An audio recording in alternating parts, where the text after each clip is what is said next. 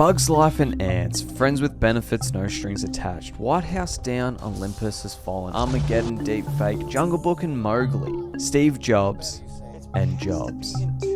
What do all these movies have in common? Everything. This is Hollywood's twin movies phenomenon.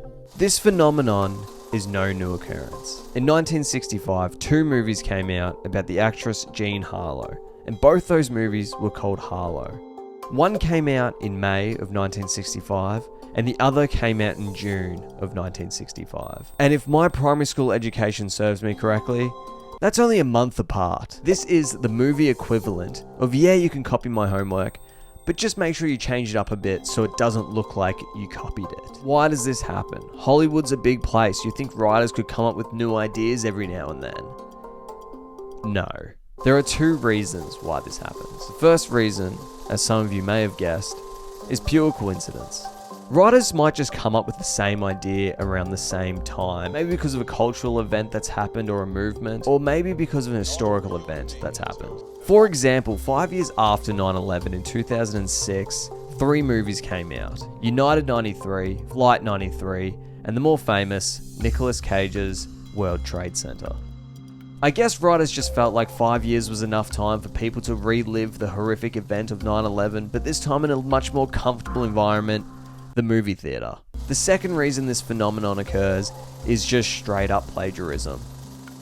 The most famous case of plagiarism, or stealing an idea, was between A Bug's Life and Antz. In 1998, around the time Disney was making A Bug's Life, CEO of Disney at the time, Michael "Damn" Eisner, had a rocky relationship with Jeffrey Katzenberg. This feud resulted in Katzenberg leaving Disney and joining DreamWorks. And while he was at DreamWorks, he came up with a brilliant idea to make a movie about some bugs. And that movie turned into Antz. Allegedly, a Disney employee rang Katzenberg and asked him if he stole the idea of Bugs Life. And Katzenberg just said, "Yup, I sure did."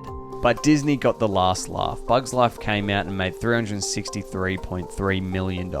And Antz only made $171.8 million. Only.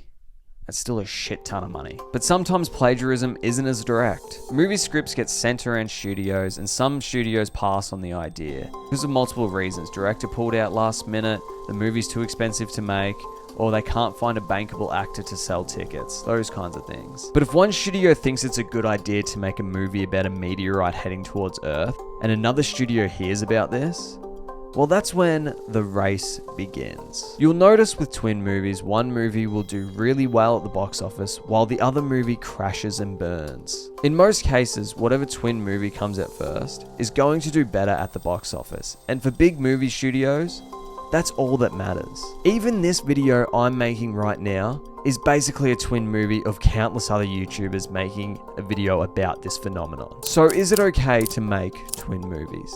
To be honest, I don't have the answer. Inspiration, or are you stealing my idea, is a debate that has been happening across all creative fields. And especially with the internet and everyone having a high-end camera in their pocket, being original is almost impossible. So next time you encounter a twin movie, maybe embrace the fact that you get to watch the same movie twice, told in a different style. I like The Prestige. One of my mates likes The Illusionist. Is he an idiot? Probably. But it makes for great movie talk. And at the end of the day, that's what art is for.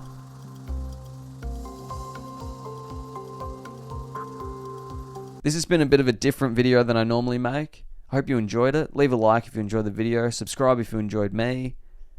And I'll see you all next week.